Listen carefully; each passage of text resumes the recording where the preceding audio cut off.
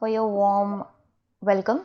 Good morning, everyone, and a warm welcome to today's webinar session on professional documentation and building a strong LinkedIn profile. Let me share my screen.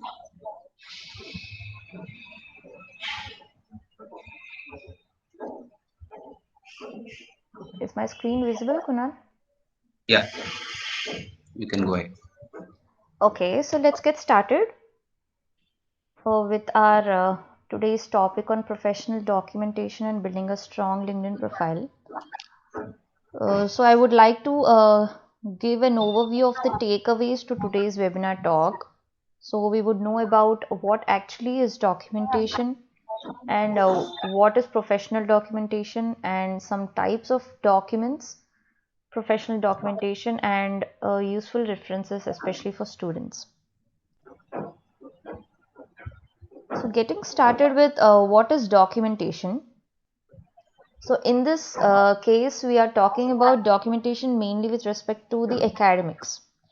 So documentation, some examples are user guides, white papers, online help, quick reference guides, which can be mainly provided on paper, online, or any digital or analog media.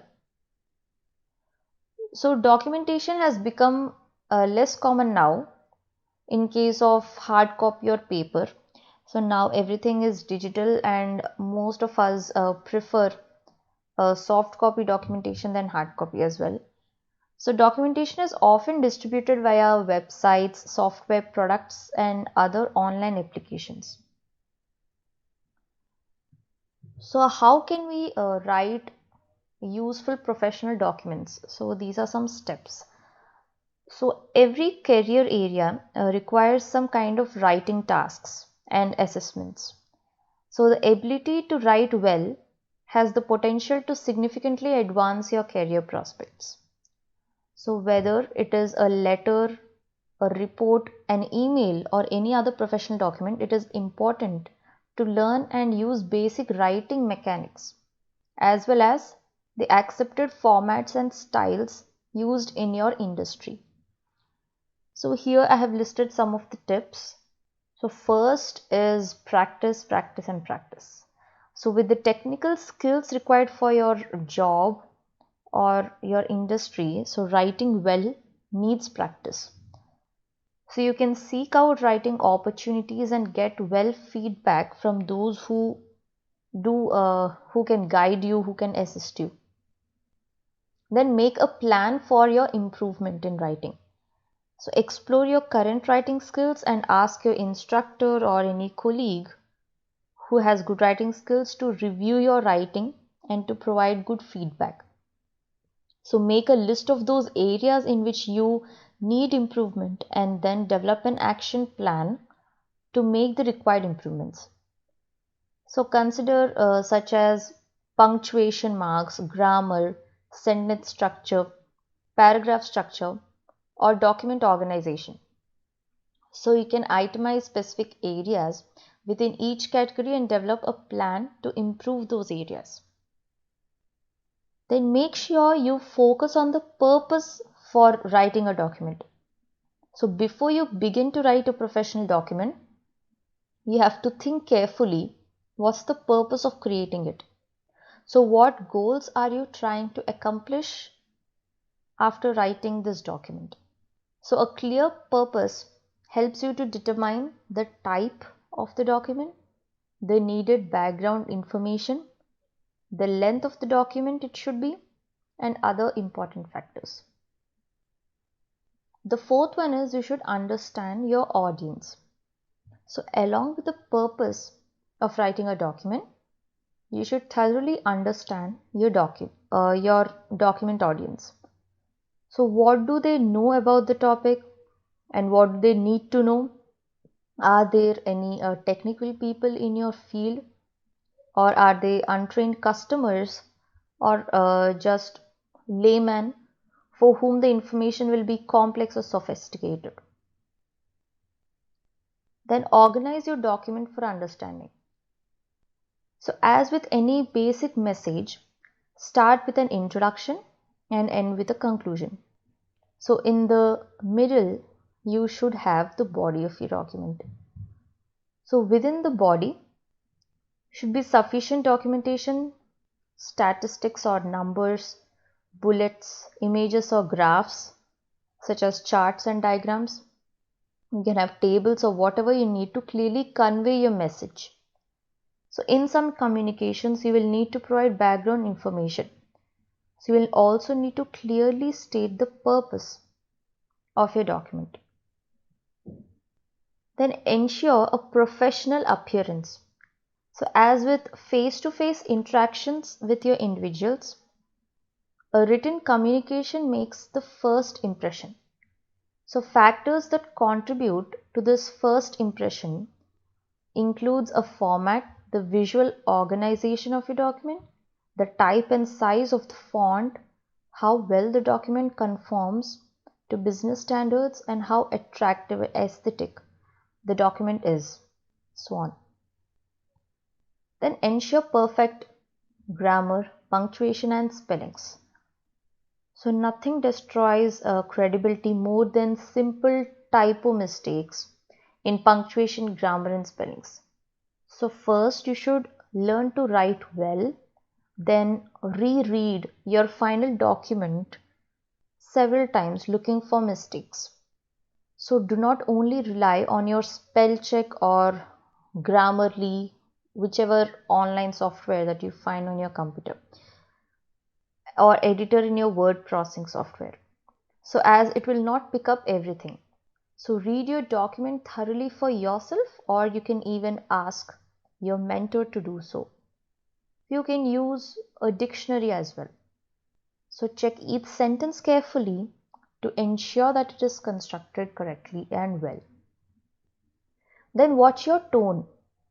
So tone is the attitude that comes out as a reader reads your document.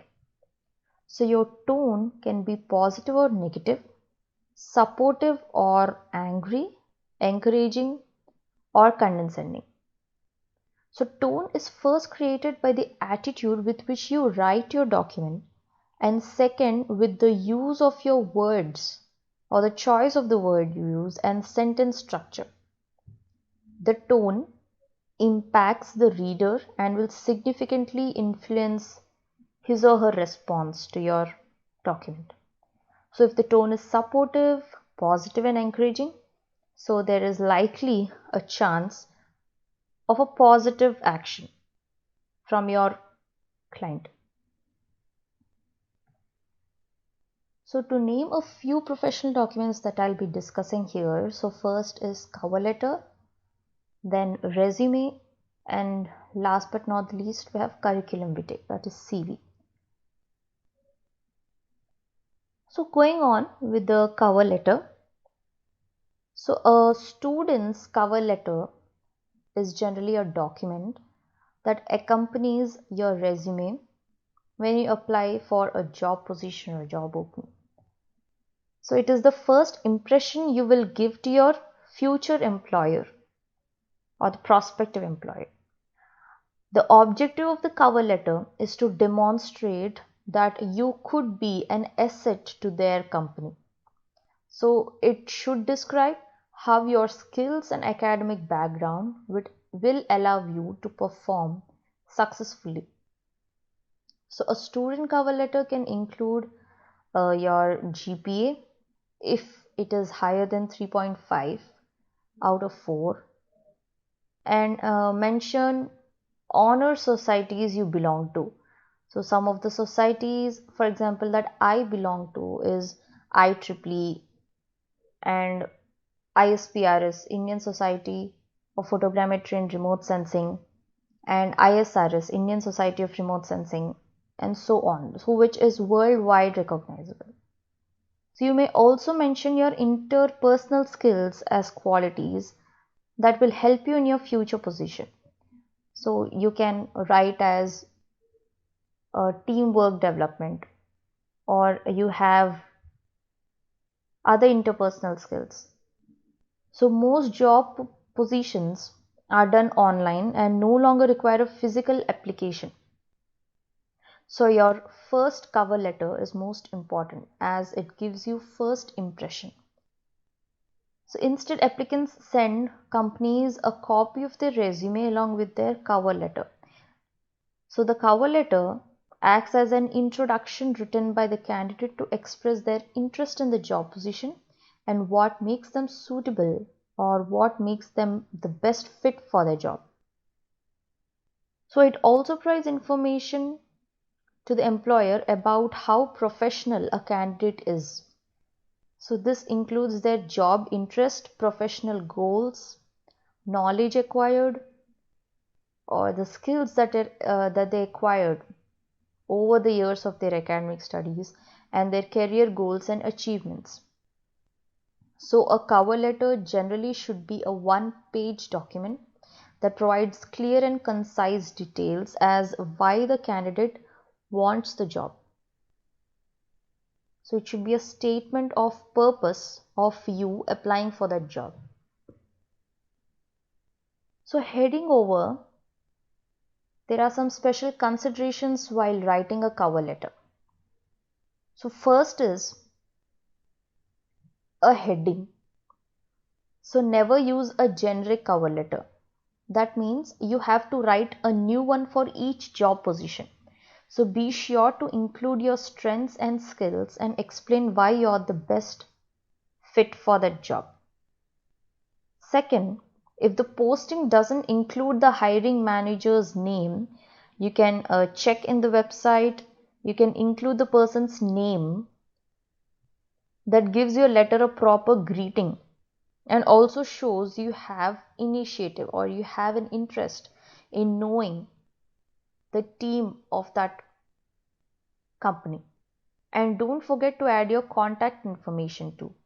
This is important if your resume gets separated from your cover letter. And then communicate clearly and concisely. So using complicated and sophisticated words, sentences would most probably confuse or fail to convey your intentions with the person hiring you. So the letter would probably won't bother with rest of your application.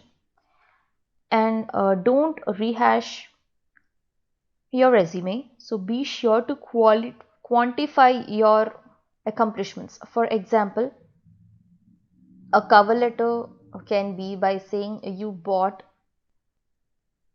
a so and so number of additional clients in a particular month and increase the revenue of that company to so much Indian rupee. So this can set you apart from candidates with vague personal details. So after you've written the letter, so go over it a few times, proofreading, and then ask someone to recommend any changes that you may need to make. So this I found a sample cover letter from one of the job portals which I found useful. So you can check with that. At the end of the presentation, I also have some references, you can go through that. So second one that we'll be going to is a resume. So a typical resume contains a summary of relevant job experience and education. A resume is usually one of the first items along with a cover letter and sometimes an application as a whole for the employment which a potential employer sees regarding the job seeker and is typically used to screen applicants followed by an interview.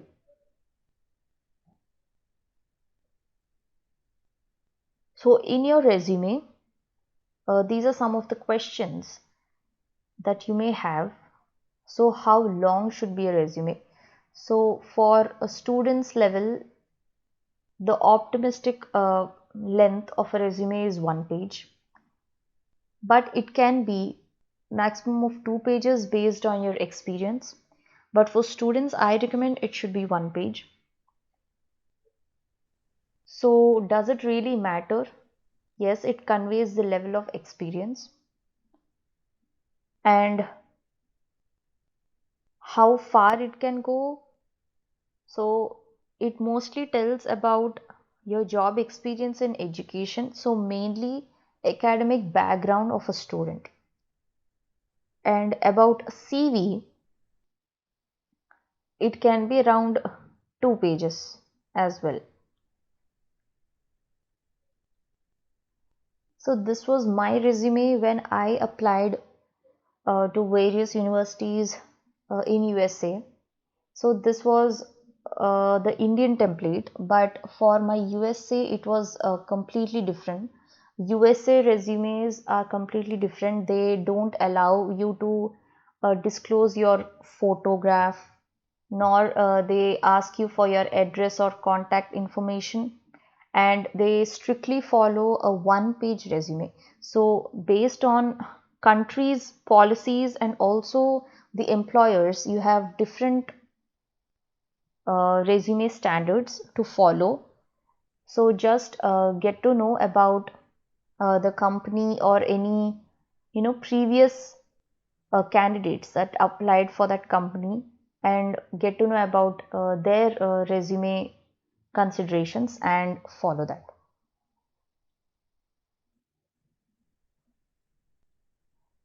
So there are some of the tips that I would recommend for a good resume. So once you have determined your objective, you can structure the content of your resume around that objective. So think of your objective as the main focus your resume. So if you write your resume without having a clear objective in mind, it will likely come across as unfocused to those that read it. So take the time before you start your resume to form a clear objective. Then, so think of yourself as a product and the employers as your customers, and your resume as the brochure about you.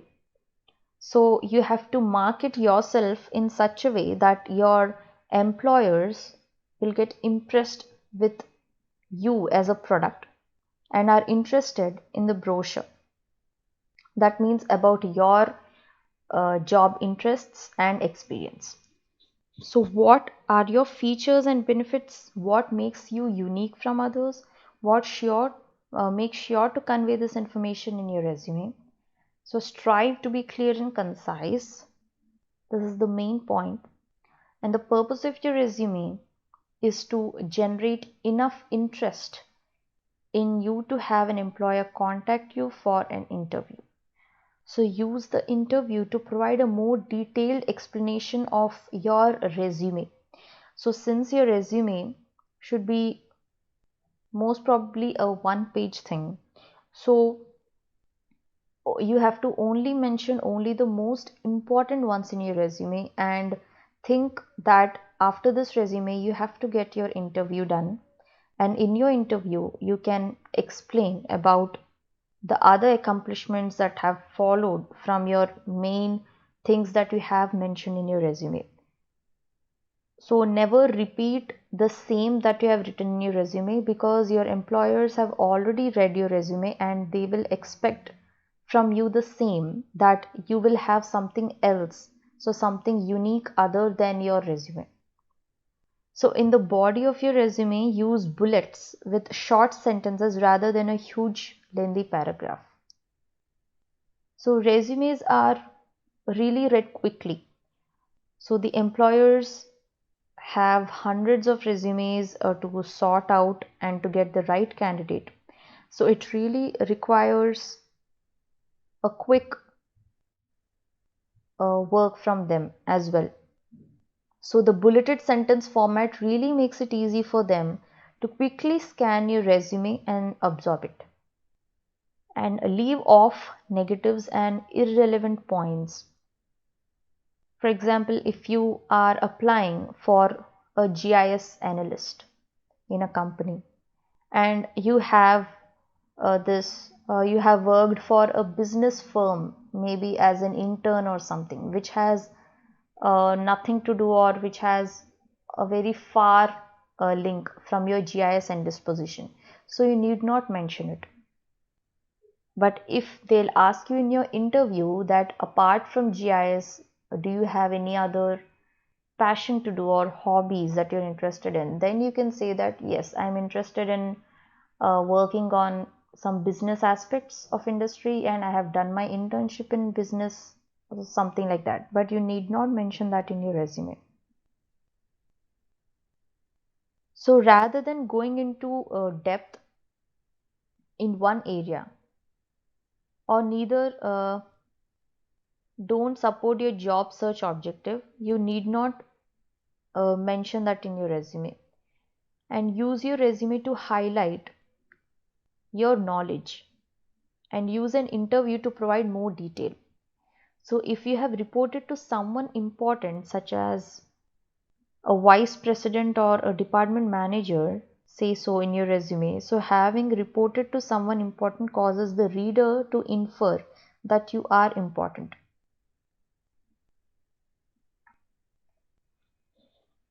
And use correct font size, no smaller than 10 points. And the most probable style would be Times New Roman. And limit the length of your resume to 1 page. And if you have lots of experience, then 2 pages. Then remember, resumes are reviewed very quickly, so help the reader to scan your resume efficiently and effectively.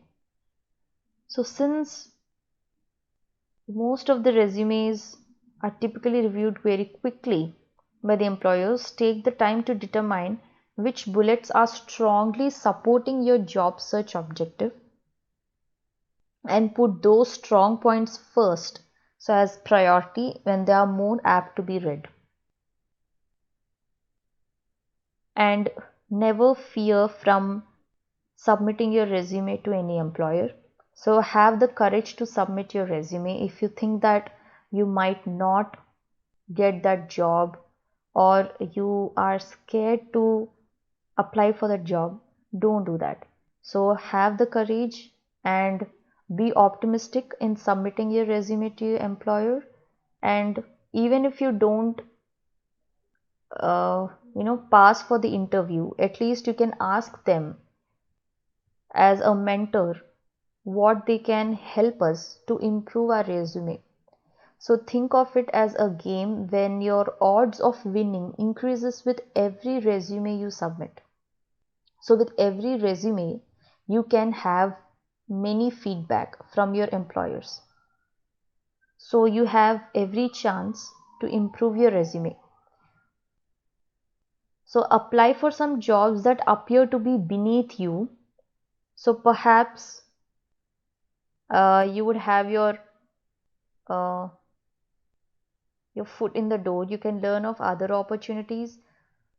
You might have a confidence about it and apply that job that seems to be just at your level, so that you might get some interviews to be done and you can improve your interview skills as well, and see how each job stacks up. So try for some other jobs that seem like another level. So that's how you grow, by taking risks. So don't limit yourself from any job.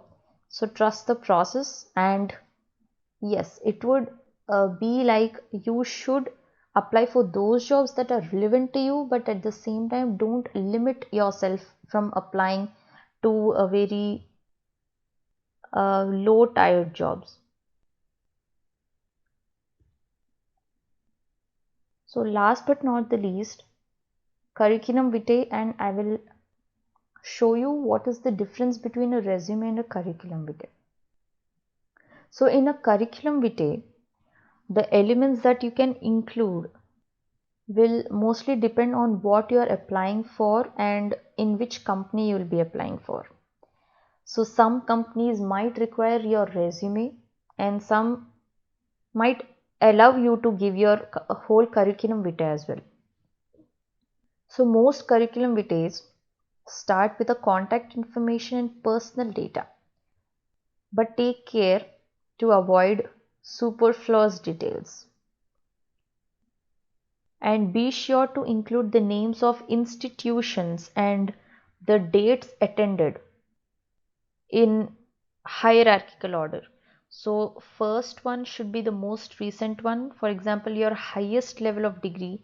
If you have done your PhD, so you should keep that first, and then masters, then undergrad, then 12th, 10th, and so on. So the most widely accepted style of employment is the chronological curriculum vitae. So your career history is presented in reverse date order, starting with the most recent appointment and employment. So more emphasis information should be placed on your most recent jobs. And you can include computer skills, foreign language skills, and any other recent training that is relevant to the role applied for.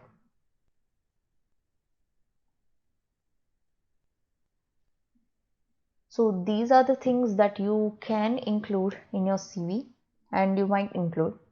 So the personal details and contact information, education and qualification, work experience or employment history, and unique skills like you have done foreign language classes or computer skills, then training, graduate fieldwork and abroad studies, and any dissertations or thesis. Then you can also include your research experience and any publications, then teaching experience, presentations, lectures, and any exhibitions such as workshops that you have conducted in an institution, or you were the main coordinator of that workshop, something like that. And any grants, scholarships, fellowships, and assistantships, awards and honors that you might have received, then technical computer and language skills, and then professional licenses, certifications, and memberships of organizations.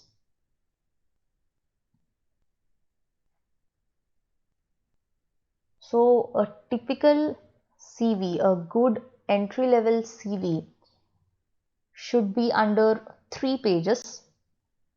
So for a middle level professionals, it may be longer. But for students and all, it can go up to 3 pages, 2 to 3 pages. But a resume only 1 page.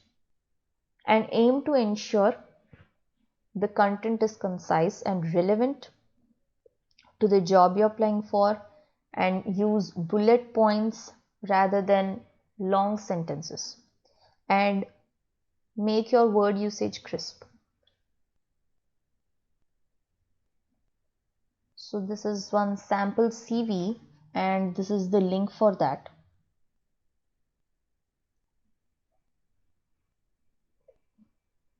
So the major differences or comparison between a resume and a CV.